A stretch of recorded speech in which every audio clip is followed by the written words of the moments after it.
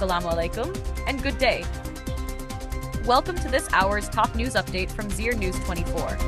Today is Friday, the 3rd of Asad, 1404 in the Hijri solar calendar, corresponding to the 25th of July, 2025.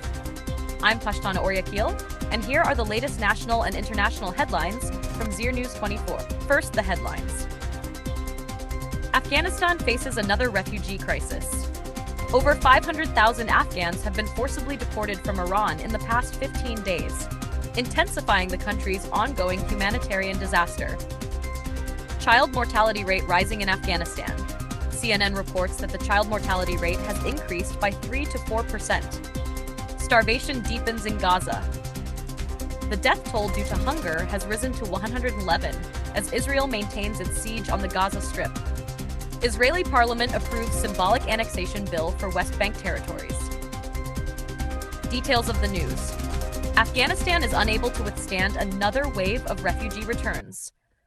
Over 500,000 Afghans have been deported from Iran in just the past 15 days, exacerbating an already dire humanitarian crisis in Afghanistan.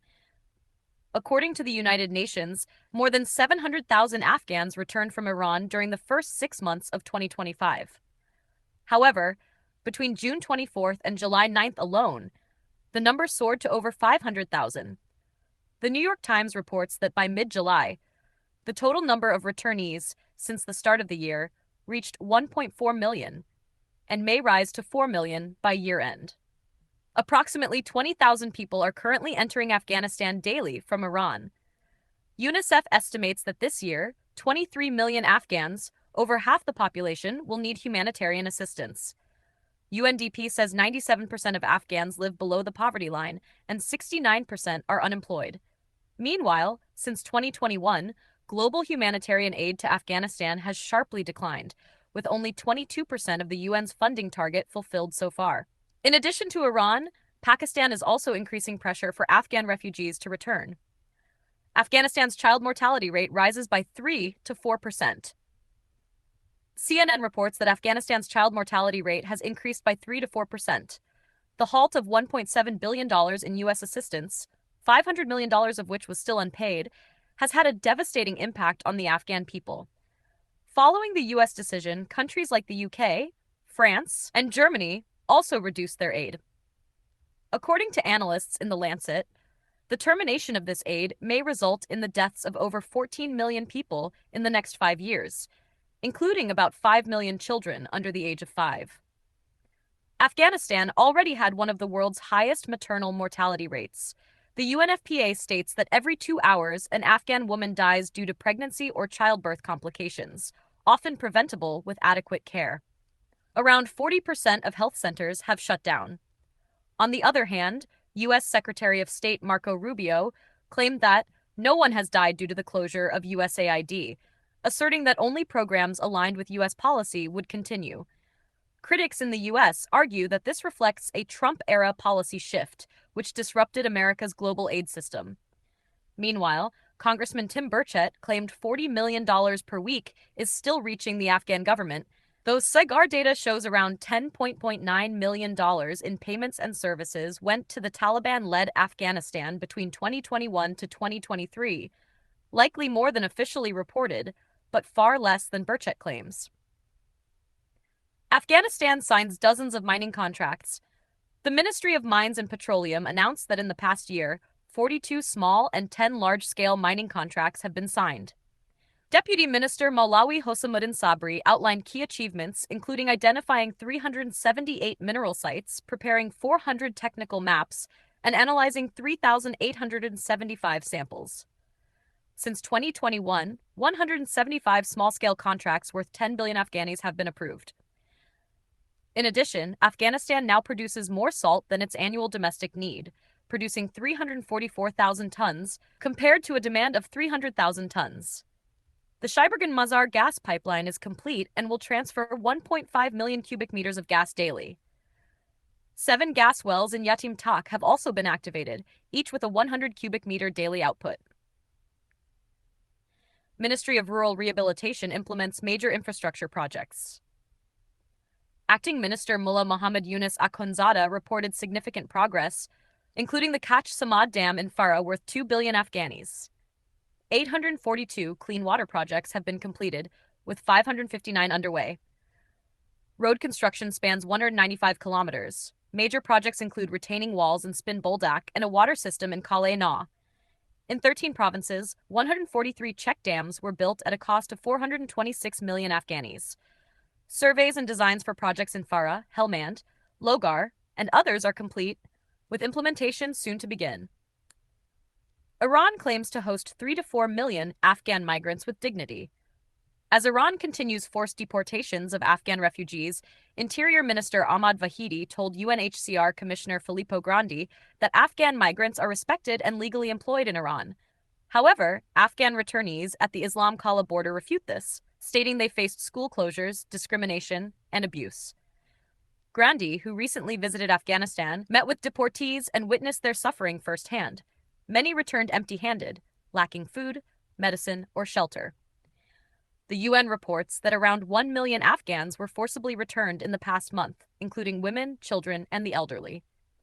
Iran promises online education for Afghan students, but critics warn of indoctrination. Iran's education minister, Ali Reza Kazemi, promised to offer online classes for Afghan children. While framed as humanitarian aid, critics warn it may be a strategy for ideological influence. These programs are often donor-funded through agencies like UNHCR and UNICEF, but lack transparency and may promote Iran's political and cultural narratives. Afghan families say their children were either denied access to schools or suffered humiliation and discrimination.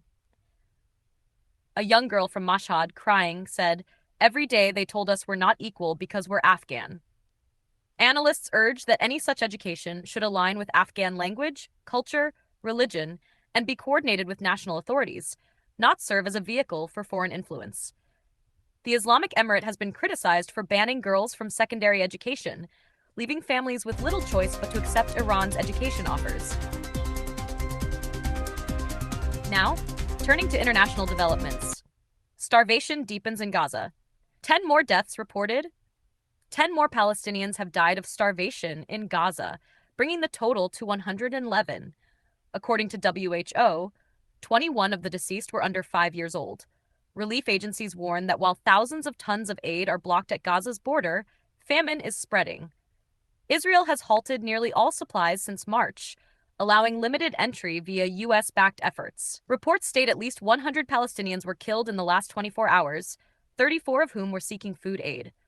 Hospitals are overwhelmed, and widespread hunger continues as ceasefire negotiations remain unresolved. Israeli parliament passes symbolic West Bank annexation bill. On Wednesday, Israel's Knesset approved a symbolic resolution urging full annexation of the occupied West Bank areas of Judea, Samaria, and the Jordan Valley.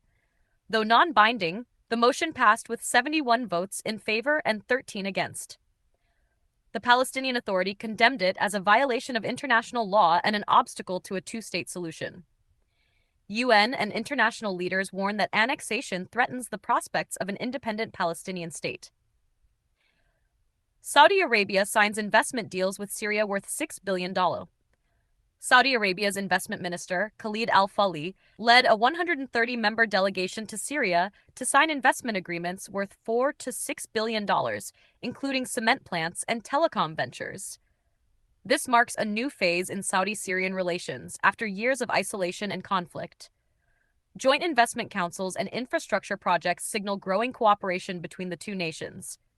Zelensky promises anti-corruption law revision. Under pressure from domestic protests and EU criticism, Ukrainian President Zelensky has pledged to revise a controversial law that would undermine anti-corruption bodies.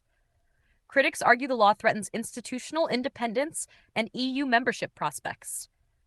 Thousands have rallied across Ukraine in opposition. Zelensky has vowed the new version will preserve transparency and accountability. Now let's turn to sports. Amo Sharks defeat Spingar Tigers by 3 wickets. Amo registered their third win in the 2025 Shpagiza League, beating Spingar by 3 wickets in a thrilling match. Snooker player Mohamed Saleh eliminated from Bahrain Championship.